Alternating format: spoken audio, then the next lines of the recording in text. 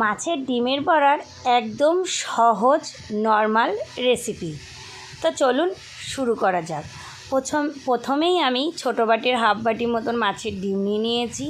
এতে 1 কাপ মতন ছোটো সাইজের পেঁয়াজ কুচি, লঙ্কা কুচি, ধনেপাতা কুচি, একটু হলুদ গুঁড়ো, একটু লঙ্কার গুঁড়ো, স্বাদ অনুসারে লবণ, একটু গোলমরিচ গুঁড়ো ছোটো চামচের 1 চামচ মতন।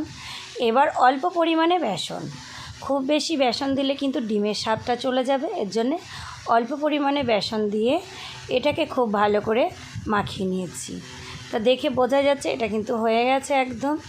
এবার আমি এটাকে ছোট ছোট পিস করে বড়ার আকৃতিতে ভেজে নেব। যতই নতুন পদ্ধতিতে আমরা মাছের ডিমের বড়া করি না কেন, কিন্তু এই সহজ পদ্ধতিতে একদম যা লাগে না গরম গরম ভাতের সঙ্গে।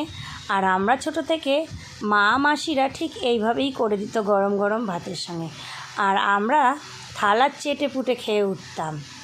ওহ, দারুণ! তা বাস আমার এখানে সমস্ত বড়াগুলো দেওয়া হয়ে গেছে। এবার আমি গ্যাসের ফ্লেমটা লো হিটে রেখে 5 মিনিটের জন্য ঢেকে দিয়েছিলাম। 5 মিনিট পরে ডিমের বড়াগুলো উল্টে দেবো। তা দেখে বোঝাই যাচ্ছে এগুলো কিন্তু একটার সঙ্গে একটা লেগেও যায়নি, আর কতটা সুন্দর হয়েছে। সমস্ত বড়াগুলো উল্টে দিয়ে আমি আরও একবার 3 থেকে 4 মিনিটের জন্য লো ফ্লেমে ঢেকে দিয়েছিলাম। বাস ঢাকা খুলে বড়া একদম রেডি, গরম গরম প্লেটে আর ভাতের সঙ্গে। উফ, যা লাগবে না, দারুণ! একদম সহজ পদ্ধতিতে। আর আমার এই ভিডিওটি ভালো লাগলে অবশ্যই চ্যানেলটাকে সাবস্ক্রাইব করে দেবেন।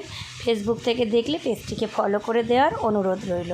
সবাই ভালো থাকবেন, দেখা হবে ছোট্ট পরের আরও একটি ভিডিওতে। Bye bye.